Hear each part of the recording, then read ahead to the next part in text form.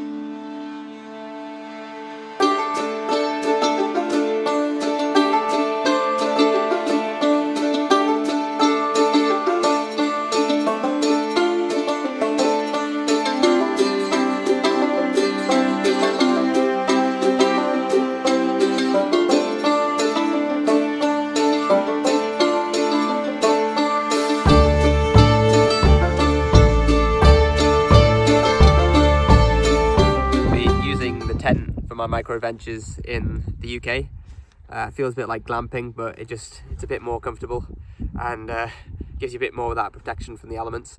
On my trip home from China, I used a Bivy, and that's just a really small tent basically that just goes around your sleeping bag.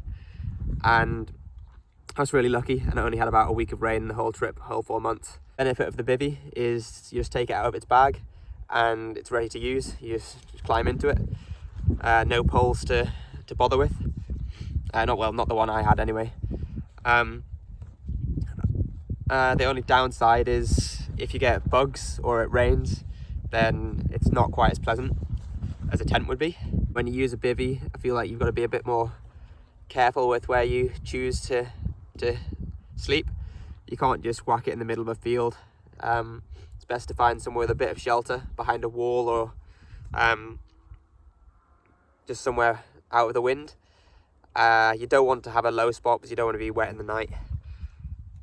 Same with a tent really, you don't want to have a low spot, you want to have it nice, flat-ish, as flat as you can find. And yes, wild camping is technically illegal in the UK, not in Scotland. But it's no more illegal than people who go a couple of miles over the speed limit.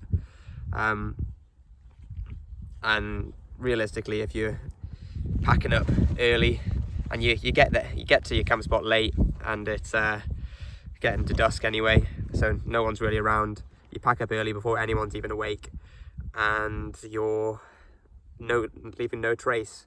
So as long as you're not leaving a load of rubbish everywhere, no one knows you've been there, and you've had a nice night and you've taken some good photos and you've enjoyed the natural environment.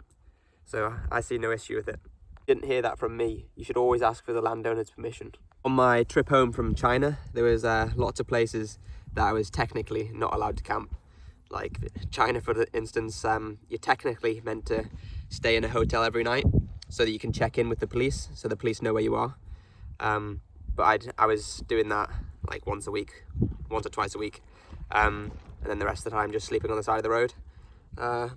And I was fine. Uzbekistan is another example of where it's a bit iffy if you're allowed to camp or not. Because you've got a card that you've got to get stamped, and you have to have a certain amount of stamps, which you get at the hotels, to be able to exit the country. There was only one night really over the 4 months where I was ever worried about what was going to happen. I'd set up my tarp and my bivy on top, and a guard dog started barking at me. And a security guard, came over, started to question me about what I was doing in this field next to this gated off area. And he didn't speak a word of English, and I didn't speak a word of, I think it was in Serbia. And he got a pen and a pad of paper out, drew a person, pointed at me, drew a house, and drew a car, and then basically with stick figures and drawing, he said that he wanted to take me to his house and provide me with a bed and some food for the night.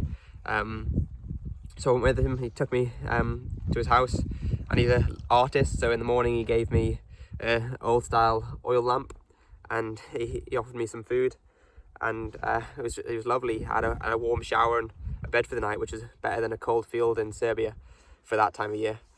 And yeah, I was really lucky. And there's lots of experiences where I was gonna camp, but I ended up sleeping in a local's home out of the kindness of their hearts. And it's just, you don't get that experience in any other way. For example of kindness of strangers would be in the Pamirs in Tajikistan, where I experienced so much kindness. And I was up top of this mountain pass, and it was going to be a really, really cold night. But I was invited into this herder's house with all their goats and sheep. And there was already a French hiker in there, and he could speak really good Tajik. It's really close to Farsi, so he could speak Farsi. And we were able to communicate with them, and we slept on the same platform as them, and they fed us. But like, that was the poorest family I probably stayed with. We both contributed in the morning towards our stay, just because we didn't want to be a burden on them. But generally, people who offer you places to stay do out of the goodness of their heart. A few people have asked if I was ever scared, and I'd only say there was one night where I was truly scared, and that was in Kyrgyzstan. I tried to take this shortcut over these 2 mountain passes, and I started along this trail, and then I got chased by some really, really violent dogs, and I was like, I'm not going back that way. There's no way. I'm committed now.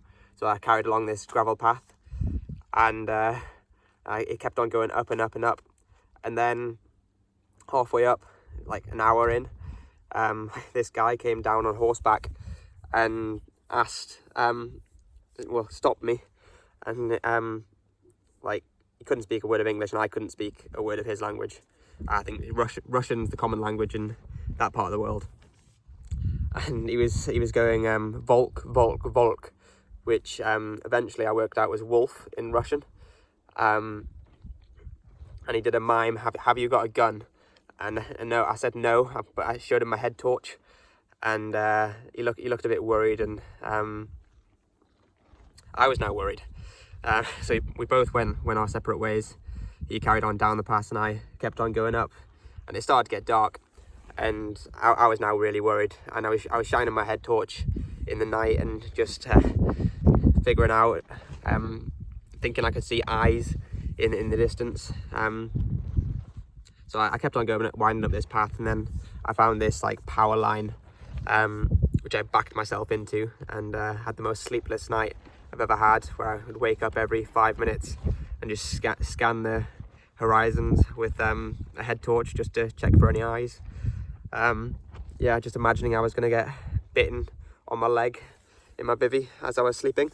I then woke up at like 2 or 3 in the morning to the sound of hoof steps, and I turned on my head torch, and 3 guys were coming up this mountain pass that early in the morning, and they looked at me really strangely. What on earth is this Westerner doing in the middle of nowhere in Kyrgyzstan? And one of them jumped off their horses, tried to ask me some questions, but no common language there. But he did the old mime, because he wanted some water. So I gave him my last bottle, expecting him to take a sip. He started chugging this bottle of water, and I was like, no, it's my last bottle of water. Please leave me some. Had a little bit left. So the next morning, got over this mountain pass, and I was going down just as slowly as I was going up, because the rocks on the way down were just huge, and my panniers were bouncing all over the place. So I had to take it really slowly. And I got down to this ravine, and there's a path running along the river. And I decided just to take that back to the main road, because I looked up at the next mountain pass, and it was even higher. and there's definitely snow leopards in that area. And I thought best just to take the smooth tarmac road, the 30 or 40 miles longer way around. On one of the last nights of the trip, when I was in Germany, I was cycling along quite late, and I went down to get my water bottle, and I grabbed my tyre, which I quickly let go of. And once I did that, I thought I'd better get some sleep. So I just got into the next field and got my bivy and set up camp. And then I woke up in the morning and I'd camped right next to a railway, which is pretty close. So I got up and had my morning piss, and this fast double-decker train came past with like glass windows. Felt like almost in slow motion as I was midway urinating, and then we're starting to pack up, and 2 police officers came over to me, started to question me a bit, wondering what on earth I was doing.